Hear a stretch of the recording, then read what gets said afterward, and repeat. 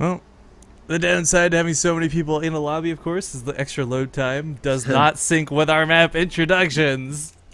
But ladies and gentlemen, welcome back to the Acer Team Story Cup Season 2. This is the first time we've gotten involved with it, so I do hope you enjoyed the broadcast. If you have any feedback whatsoever, please let us know. But this is, of course, Rifkin casting today with Over from Team MIA, and spawning here in the lower left corner of the map, representing Team Empire, it's the Blue Terran, BratOK, or Joffrey, depending how you want to look at him. King Joffrey.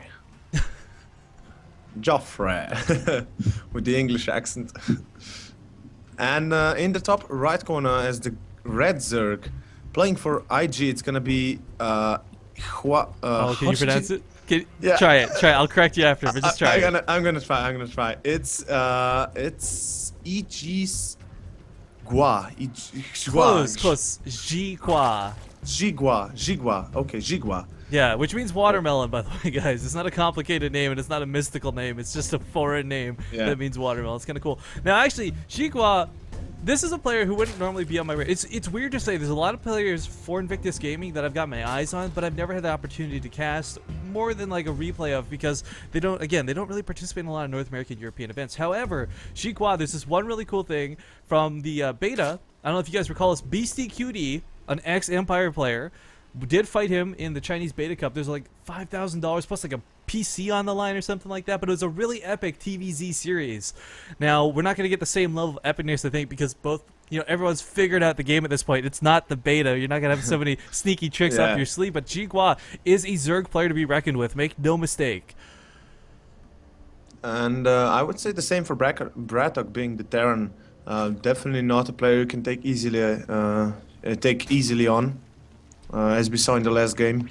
Well, you gotta wonder though, like, these guys are lying in wait. If I was a player and I knew I was on deck, I would absolutely be watching the stream, trying to like scout out the weaknesses of my opponent. Maybe BratOK saw like, hey, this guy plays super defensive versus super aggressive. I can exploit the weaknesses. But coming fresh into a game versus XiGua, he has no prior knowledge. He's not set up for this, and I'm not saying that's why he won the series, but it was definitely an aid if he was doing that.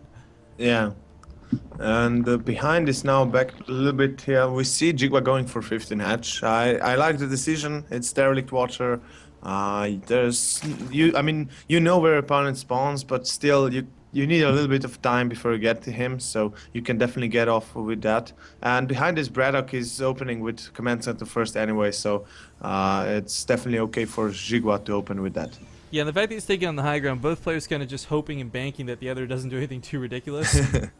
Yeah, and I do like the decision from BratOK to go immediately for the bunker there. You don't see usually Terrans immediately going for it, but in case of any emergency, like right now, where 4 Zerglings are already on the way for XiGua, the bunker will give BratOK the chance to defend his natural, not to be forced to lift off and return back to Wallin. Yeah, and it's a little unfortunate it's not close enough to guard the ramp, but it is the caveat of, it is the fact that it's derelict watcher. It's that really wide space, and he's got to be careful because these lings, actually, if he groups all 4 up, he can run them past the bunker and go to the main and at least scout. But gonna lose at least 3 Marines, 3 links, or 2 links, minimal. Yeah, with something that you can easily do with Overlords later on. Yeah, so not gonna kill them, not gonna sacrifice them just yet. XiGua is skipping gas completely right now, so gonna just drone up, queen up as well. I like the decision to go for queens. You really need creep threat on this map.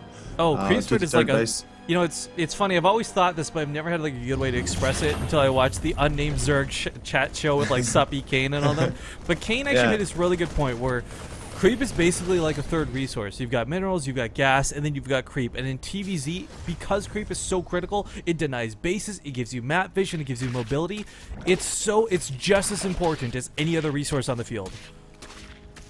Yeah, because creep set can basically win you the game, if nothing else. Doesn't bring, of course, the units in, but still gives us the speed upgrade or the extra speed. You can have the vision, like you mentioned. It's like it's the one thing that you can't live without. Same goes for injects as well. Without injects, it's better just not to play. Yeah, you can't. You need like what? I think six three hatcheries. Yeah, like something ridiculous just to make up for inches. But I like the positioning of the evolution chambers. It gives them the option to wall off if necessary, because Hellions, of course, will always be on the field in this matchup. But this is going to be a bit of an old school strategy. I don't know if you recall this from Wings of Liberty, but Hellion Banshee, man, it's been some time since we've seen this. Yeah, no, definitely with Banshee buff, this is more viable and more dangerous. Ooh, I don't think the Overlord got to see. Okay, it did see the tech lab on the on the starport, sadly. So, if XiGua was paying attention, which I imagine he was, he knows exactly what's coming. There we go. Spore crawlers immediately coming down the mineral lines. Yeah, gonna know that. Although I would like to see another spore crawler on the creep itself, like in the open, to just have a random availability of vision, if nothing else. Or detection. Well, everyone knows 6 Hellions can take on Queens.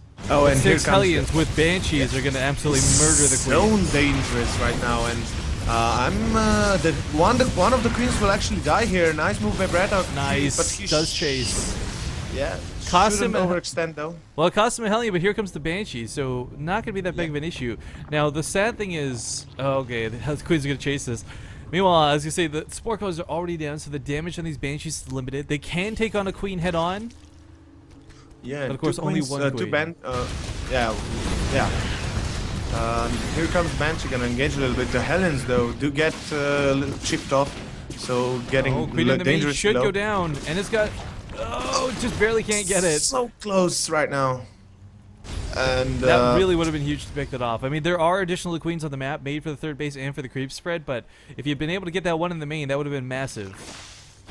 Yeah, definitely would have been a big hit to XiGua. Man, so many of these Hellions are so darn low. Like, a Ling is gonna just sneeze at them and die. But BratOK behind us. He's got his infrastructure. Yeah. Lots of reactors on the way. Yeah, exactly. Gonna be ready for the follow-up to this. It's gonna be full-on Marauder kind of play, with actually Marauder Hellion play out of BratOK with 8 Marines in production. Wow, this is. I'm kind of actually getting worried for XI, honestly. He will have only Lynx for the time being, and with so many Hellions out. No, but he loses like 3 of the low health ones immediately. Kind of wish he would have repaired those. But Aspire is coming up, so we're gonna see the Ling Muta Baneling composition that is so common in this matchup. I mean, this really it's not that there's something better to do. This is really like the best thing you can do versus a Terran player who plays Bio. But interestingly enough, BratOK has been only basically showing mech to this point. Now these cloak Banshees are actually going to kill a Queen here. Or force transfuses. Oh, there's actually no energy to transfuse. But again, the Queen escapes with almost no health remaining. Almost dies, of course. And oh wow, the Queen returning here. That's an interesting decision. And here comes this push. And it's only a couple Marauders, but that's all he needs. Oh, he's got to be careful with these Baneling eggs, though. They're about to finish hatching. And I don't think even the Banelings alone would be enough for this. There's still Marauders and Marines behind us with steam coming. And with 22 Lings, that means there's not going to be any Mutalisks or Larva available. Move command. All the Banelings went into the Hellions, and this is not looking good for XiGua. Yeah. Absolutely not. The early timing of this hit from BratOK is so unexpected, and that's the beauty of it. Well, I say early, but great connection. Great Baneling connection. But he's still got so many Marines and Marauders to deal with. He's not out of the woods yet. I mean, there's still reinforcements coming across the field. He may have cleaned up the first wave, but is that going to be enough? Here come more Marines from the back, along with another Banshee. And all the Queens died. Yeah, and the initial 2 Banshees are still in the air, so they can pick off Banelings with some focus fire, kind of like tanks. We got 7 Mutalisks on the way, but Mutalisks versus Marines and Medevacs is just not going to happen. From this point on, I'm looking at XiGua and I'm just like, oh man, from this point, I think you've lost too much. The natural is going to go down. The drones at the natural have gone down.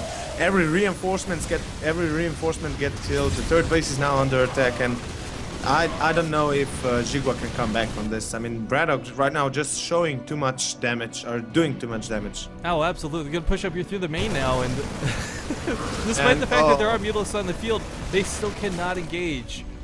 Yeah, and BratOK now with only Marines and Marauders and Banshees gonna deal more than enough damage in the main. I like what he's doing with the Mutalisks actually. He's using to cut off the reinforcements, but he just doesn't have anything to actually deal with the main force still. He's banking up his Zerglings, but it's only like 5 of them. And the drones now even dying for XiGua now. Alright, final counter going off here. XiGua can't break the army here. the Mutas might actually kill the Marines. The Medivac has no HP, so the Mutas will clean this off. Yeah, and this is the beauty of killing the reinforcements before they join the main army, but oh man, he's taking so much damage. Yeah. How many workers killed in total here? 16 did go down, a whole base as well, but BratOK, it's not like he's in a bad spot. He may have lost his initial army, but all he's got to do is expand off this and he's A-okay. I mean, BratOK's still reinforcing with 9 Marines at a time and 2 Hellions, trying to regroup there. The Bench is still alive, trying to deal some damage, and will kill maybe the... Oh god, move the Overlord! XiGua, your Overlord's Overseer, rather, is right there. Why is he not using it? He's morphing in a new one! It's right there! Just move it! Just move the damn Overlord. Oversteer. I can understand though, this is such a high-stress situation. You can make mistakes like that. It's totally okay. But XiGua is again going to just barely break the army of his opponent. Roaches on the ground will be just barely enough to deal with the Marines. Medivac does go down as well. And XiGua, you know what? That would have been, I gotta say, that would have been game-ending damage if he was only on 3 bases. But having this 4th hatchery available, it's not about mining off of it, but it's about the reinforcements, the larva, like whatever he needs to come out of it. And XiGua, this is the most trying. Well, sorry, I was gonna say this is the most ragtag Zerg defense I've ever seen, but it's working. It's doing its job. But the Roaches cannot afford to engage like this. And this time around, I believe there's just way too many Marines. And although the Roaches will deal some damage and tank it, but I still believe BratOK has just too much firepower to the Mutas alone to deal with this.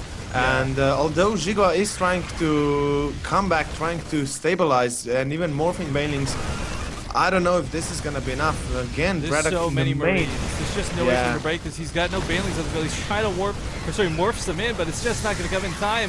You know, where are those Mutalisks? They're engaging elsewhere, and the Roaches are just dying out.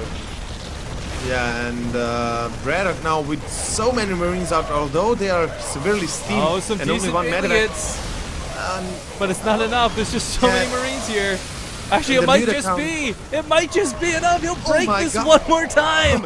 Somehow, XiGua will hold on to this. Now, guys, keep in mind, it takes such high level of concentration to be able to hold on like this.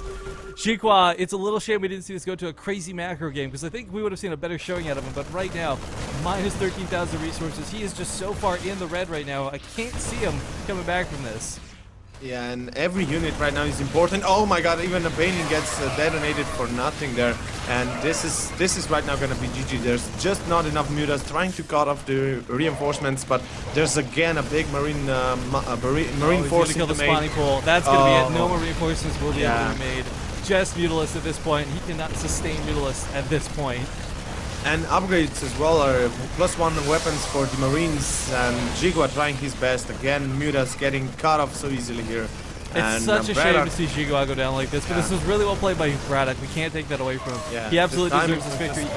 Yeah, this wasn't cheese. This wasn't anything ridiculous. Oh, that Widow Mine. Yeah, that Widow Mine right now. Another Queen coming out, goes down immediately. Can't even inject. Good game is called, and BratOK will bring Empire up 2-1 in this series.